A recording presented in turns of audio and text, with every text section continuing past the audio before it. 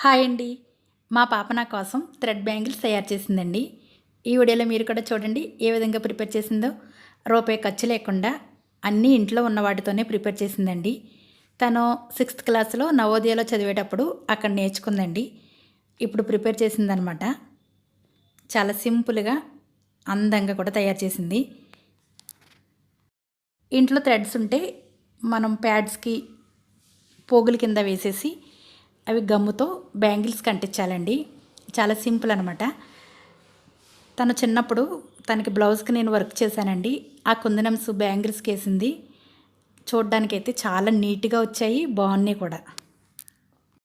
మనం వర్క్ బ్లౌజులు కుట్టిస్తూ ఉంటాం కదండి, అవి పాతవైపోయినప్పుడు అవి వేస్ట్ చేయకుండా వాటిపైన ఉండే కుందనమ్స్ కానివ్వండి, స్టోన్స్ కానివ్వండి, వాటిని తీసి ఇటువంటివి బ్యాంగిల్స్గా ఈ విధంగా కూడా ప్రిపేర్ చేసుకోవచ్చు.